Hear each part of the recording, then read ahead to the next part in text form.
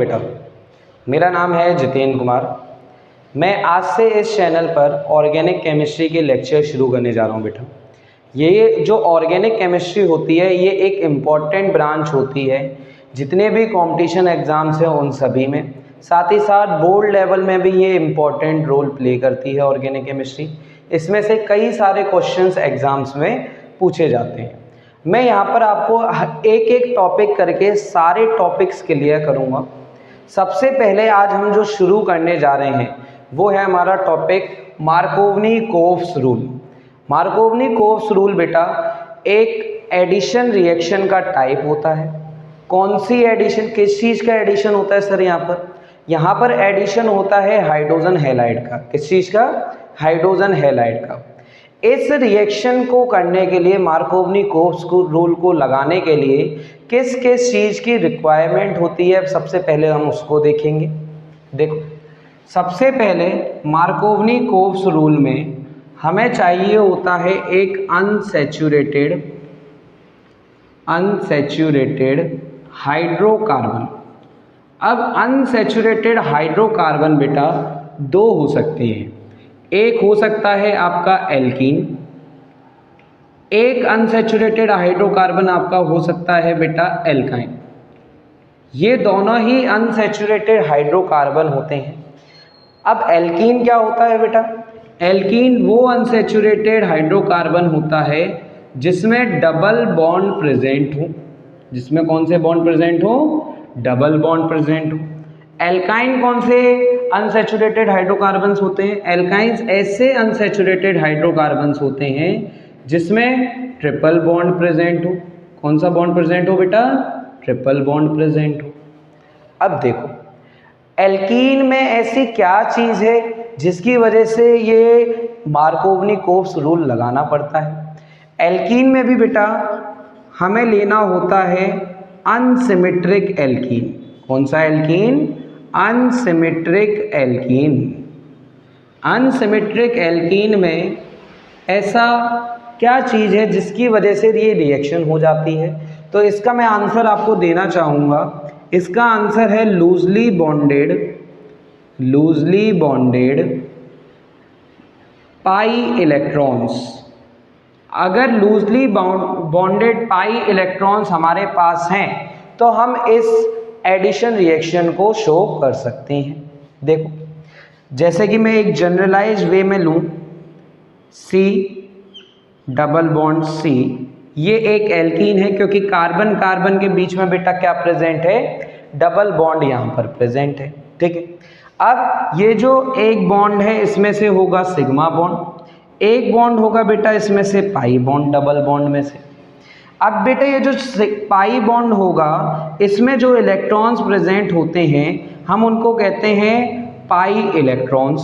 क्या कहते हैं इनको? Pi electrons. पाई इलेक्ट्रॉन्स बेटा लूजली बॉन्डेड होते हैं, मतलब ज़्यादा फोर्स ऑफ अट्रैक्शन इन पे नहीं होता। कैसे होते हैं ये? लूजली बॉन्डेड होते हैं। कैसे होते हैं बेटा? लूजली बॉन्डेड पाई इलेक्ट्रॉन्स होते हैं। आई बात समझ में? आगे देखिए, जब हम मार्कोवनी-कोव्स रूल की बात करते हैं तो यहाँ पर होता है हाइड्रोजन हैलाइड का एडिशन। किस चीज़ का एडिशन? हाइड्रोजन हैलाइड का एडिशन होता है यहाँ पर। हाइड्रोजन हैलाइड क्या होता है सर जी? हाइड्रोजन हैलाइड होता है HX। क्या होता है बेटा? HX। X यहाँ पर क्या क्या हो सकता है? X होते हैं हैलोजेंस। यहाँ पे मेजरली हम किस हैलोजेंस को लेंगे? Br को लेंगे और हम यहाँ पर लेंगे Cl को लेंगे बेटा जी। अच्छा, यहाँ पर हम फ्लोरीन क्यों नहीं लेते हैं? फ्लोरीन को इसलिए नहीं लिया जाता है यहाँ पर क्योंकि उसकी जो बॉन्ड डिसोसिएशन एंथैल्पी होती है HF की वो बहुत ही ज़्यादा होती है। ठीक है बेटा, चलो देखते हैं अब ये आगे मार्कोवनी-कोव्स रूल में होता क्या है। हाँ देखो बेटा, यहाँ पर ये जो HX है, जो हाइड्रोजन हैलाइड है हमारा, इसमें से जो बेटा हैलोजन होता है इसकी इलेक्ट्रोनेगेटिविटी, क्या चीज़? इलेक्ट्रोनेगेटिविटी बहुत ही अधिक होती है। बहुत ही ज़्यादा होती है। और यहाँ पर जो हमारा हाइड्रोजन है बेटा, उसकी इलेक्ट्रोनेगेटिविटी बहुत ही कम होती है। क्या होती है? कम होती है। जो ज़्यादा इलेक्ट्रोनेगेटिव एलिमेंट होता है, ऐसा एलिमेंट जिसकी इलेक्ट्रोनेगेटिविटी ज़्यादा होती है, वो क्या करता है? इलेक्ट्रॉन्स को अपनी तरफ अट्रैक्ट कर लेता है। जो भी कोवेलेंट बॉन्ड में इलेक्ट्रॉन्स होते हैं, उन इलेक्ट्रॉन्स को अपनी तरफ क्या कर लेता है? वो अट्रैक्ट कर लेता है, और जिसकी वजह से ये बॉन्ड जो है ब्रेक हो जाता है। हाइड्रोजन पे आ जाता है पॉजिटिवली चार्ज, और हेलोजन पर आ जाता है नेगेटिव चार्ज। बेटा, जिस एलिमेंट पर पॉजिटिव चार्ज होता है उसको हम कहते हैं इलेक्ट्रोफाइल। क्या कहते हैं हम? इलेक्ट्रोफाइल। इलेक्ट्रोफाइल का मतलब क्या होता है? It needs electron. क्या? इट नीड्स इलेक्ट्रॉन, मतलब इलेक्ट्रॉन का अफेक्शन होता है। Electrophile is that species which have affection for the electron. ठीक है, देखो अब यहाँ पे जो हमारा अनसिमेट्रिक एल्कीन ले रहे हैं वो क्या है बेटा? अनसिमेट्रिक एल्कीन, सपोज ये ले लेते हैं हम CH3 single bond, C double bond, इधर एक हाइड्रोजन लगा दो, CH2। ठीक है, ये है हमारा एक, क्या नाम होगा इसका? देखो नंबरिंग करते हैं 1 2 3। इसका नाम होगा 3 कार्बन के लिए प्रॉप। जब भी नेमिंग करते हैं, अगर 1 नंबर पर डबल बॉन्ड है तो 1 लिखना ज़रूरी नहीं होता। ये है प्रोपीन। क्या है बेटा? ये प्रोपीन। ये है एक अनसिमेट्रिक एल्कीन है बेटा। ये अनसिमेट्रिक एल्कीन क्यों है? क्योंकि डबल बॉन्ड के इस साइड अगर आप देखें, कितने कार्बन है इस साइड में? डबल बॉन्ड के इस साइड 2 कार्बन्स प्रेजेंट है, जबकि डबल बॉन्ड के इस साइड कितने कार्बन प्रेजेंट है? 1 कार्बन प्रेजेंट है। जब भी डबल बॉन्ड के दोनों side different number of carbon atoms present हो तो वो एल्कीन कहलाता है हमारा अनसिमेट्रिक एल्कीन। क्या कहलाता है? Unsymmetric alkene. देखो बेटा, यहाँ पर क्या है? लूजली बॉन्डेड डबल बॉन्ड है। लूजली बॉन्डेड डबल बॉन्ड है। ठीक है, अब डबल बॉन्ड में क्या प्रेजेंट होंगे बेटा? डबल बॉन्ड में प्रेजेंट होंगे पाई इलेक्ट्रॉन्स। क्या प्रेजेंट होंगे? Pi electrons. अब यहाँ पर पाई इलेक्ट्रॉन्स है, पॉसिबिलिटीज हैं कि जब ये बॉन्ड टूटेगा तो ये डबल बॉन्ड के पाई इलेक्ट्रॉन चले जाएंगे इस कार्बन पे। एक तो ये पॉसिबिलिटी है। अगर इस वाले पे इलेक्ट्रॉन्स चले गए तो क्या बनेगा? CH3 CH। ठीक है, और सिंगल बॉन्ड CH2। ये बनेगा कि नहीं बनेगा? अच्छा, अगर इधर वाले पे इलेक्ट्रॉन चले गए हैं तो इसके पास आ जाएगा एक पॉजिटिव चार्ज, और इस पे नेगेटिव चार्ज तो आएगा, लेकिन ये जो हमारा इलेक्ट्रोफाइल का ये क्या करेगा? इस पे अटैक करेगा, और हाइड्रोजन यहाँ पे जुड़ जाएगा। अभी हम हेलोजन का अटैक नहीं करवाएंगे बेटा इस केस में। हेलोजन का अटैक अभी थोड़ी देर बाद में करवाएंगे। ठीक है, अब देखो दूसरी पॉसिबिलिटी क्या है बेटा? यहाँ पर दूसरी पॉसिबिलिटी ये है कि ये जो डबल बॉन्ड के पाई इलेक्ट्रॉन्स हैं वो चले जाएं इस वाले कार्बन पर। अगर ये इस वाले कार्बन पर चले जाएंगे तो ये बनेगा CH3 CH, और ये हो जाएगा CH2। डबल बॉन्ड के इलेक्ट्रॉन्स आए हैं इस सेंटर वाले कार्बन पर। देखो मैंने किधर एरो लगाया है? इधर एरो लगाया है, सेंट्रल वाले कार्बन पर। तो ये जो H पॉजिटिव है बेटा वो आके जुड़ जाएगा यहाँ पर, क्योंकि इस पे नेगेटिव चार्ज आया होगा, और इस वाले कार्बन पे आ जाएगा एक पॉजिटिव चार्ज। क्या आ जाएगा? एक पॉजिटिव चार्ज आ जाएगा। देखो इस वाले पहले वाले केस में ये जो पॉजिटिव चार्ज आया है कौन से कार्बन पे आया है? सेकेंड कार्बन पे। 1 2 3 कौन से कार्बन पे आया है? सेकेंड कार्बन पे। तो इसको हम कहते हैं 2 डिग्री कार्बोकैटायन। क्या कहते हैं बेटा इसको? 2 डिग्री कार्बोकैटायन। और ये है जो इस वाले में जो पॉजिटिव चार्ज है वो कहाँ पर आया है? इधर से नंबरिंग करो 1 2 3। तो ये पहले नंबर पे ही पॉजिटिव चार्ज आया है, तो इसको हम कहते हैं 1 डिग्री कार्बोकैटायन। क्या कहते हैं बेटा इसको? 1 डिग्री कार्बोकैटायन। चलो बेटा, अब आपको एक चीज के बारे में बताते हैं। वो चीज क्या है? वो चीज है ये कि प्लस आई इफेक्ट। क्या चीज? Plus I effect. Plus I effect क्या है? Plus I effect alkyl show करते हैं। कौन शो करता है? एल्काइल शो करते हैं। और इस इफेक्ट में होता क्या है, जो एल्काइल ग्रुप होते हैं वो इलेक्ट्रॉन को अपने से दूर भेज रहे होते हैं। अपने से कहाँ भेज रहे होते हैं बेटा? दूर भेज रहे होते हैं। और जब ये अपने से दूर इलेक्ट्रॉन्स को भेज रहे हैं, देखो एक एल्काइल ग्रुप यहाँ पर है, एक एल्काइल ग्रुप यहाँ पर है, तो ये भी इलेक्ट्रॉन्स को अपने से पुश करेगा, ये भी इलेक्ट्रॉन्स को अपने से पुश करेगा कि नहीं करेगा? अच्छा, अगर ये पुश कर रहे हैं इलेक्ट्रॉन्स को अपने से दूर, अब इस पे तो था पॉजिटिव चार्ज, इसको नेगेटिव की ज़रूरत थी। और जब इलेक्ट्रॉन्स ने, वो एल्काइल ग्रुप्स ने इलेक्ट्रॉन पुश करे इसकी तरफ, तो इसको नेगेटिव चार्ज मिला, क्योंकि इलेक्ट्रॉन्स पे कौन सा चार्ज होता है? नेगेटिव चार्ज होता है। इसी तरह से इस वाले कार्बन को कौन पॉजिटिव, वो इलेक्ट्रॉन्स देगा बेटा? इसको देगा केवल ये। एक ही कार्बन तो है उसके बगल में, इसके बगल में कितने कार्बन थे? 2 कार्बन थे। अब क्योंकि यहाँ पर प्लस आई इफेक्ट मोर है, क्या है? प्लस आई इफेक्ट मोर देखने को मिल रहा है, मोर, ठीक है। तो ये जो स्पीसीज है 2 डिग्री कार्बोकैटायन, ये क्या होगा? मोर स्टेबल होगा बेटा। क्या होगा? More stable. लेकिन ये जो 1 डिग्री कार्बोकैटायन है, इसको तो केवल एक ही तरफ से इलेक्ट्रॉन मिल रहे हैं, तो यहाँ पे जो प्लस आई इफेक्ट होगा, यहाँ पर जो प्लस आई इफेक्ट होगा बेटा, वो होगा लेस। और अगर प्लस आई इफेक्ट लेस होगा यहाँ पर, तो ये होगा लेस स्टेबल। क्या होगा?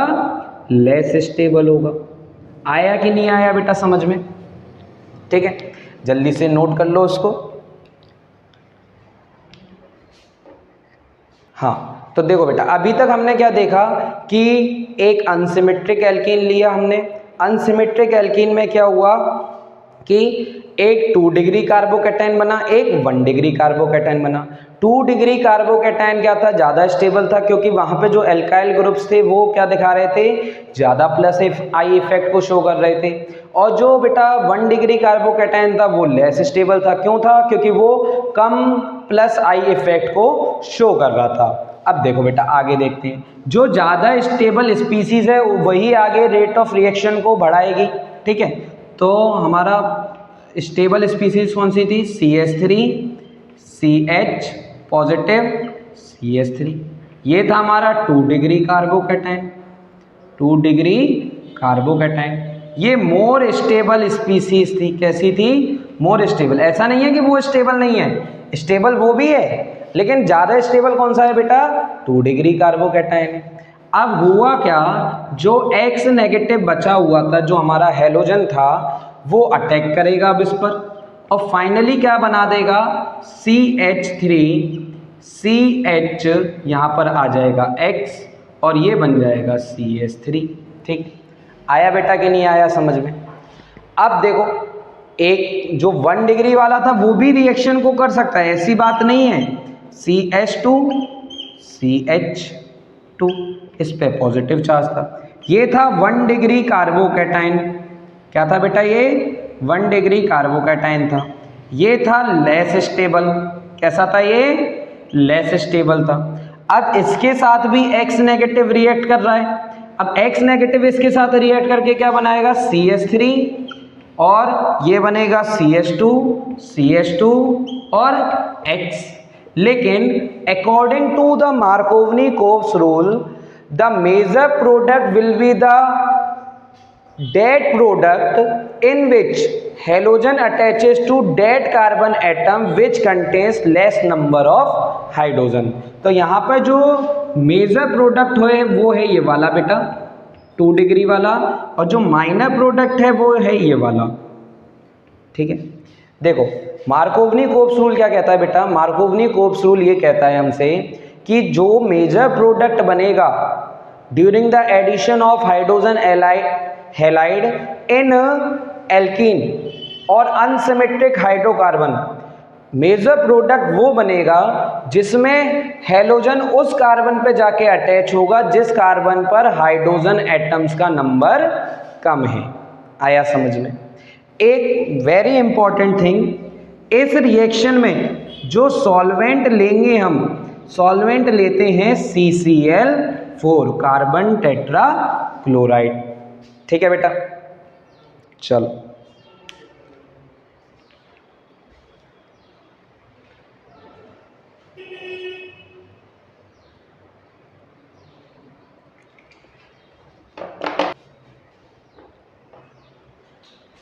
ये तो देखी बेटा हमने इसकी मैकेनिज्म, मार्कोवनी-कोप्स रूल की।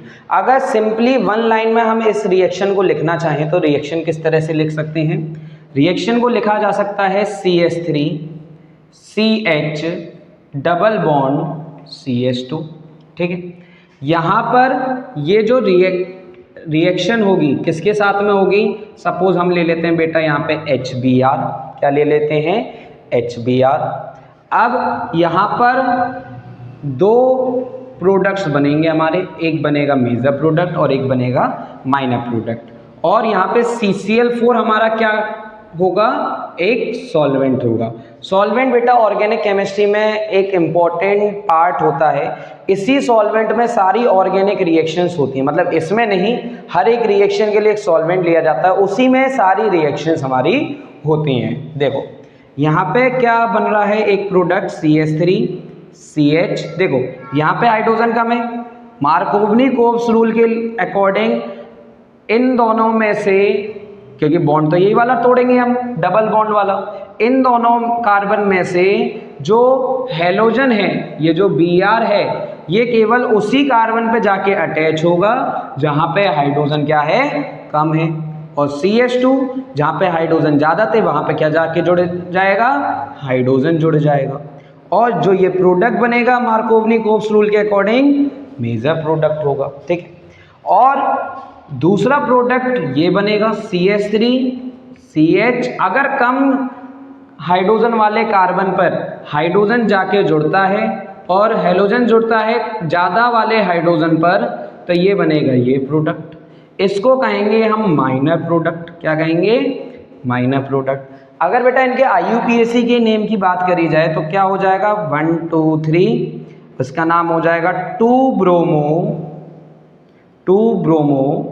प्रोपेन, और बेटा इसका क्या नाम हो जाएगा? 1 2 3, इसका नाम हो जाएगा 1 ब्रोमो प्रोपेन। ठीक है बेटा, तो इम्पॉर्टेंट चीज और बता दूं मैं आपको, ये जो रिएक्शन थी ये एक एडिशन रिएक्शन तो थी ही, लेकिन साथ ही साथ ये एक इलेक्ट्रोफिलिक एडिशन रिएक्शन थी।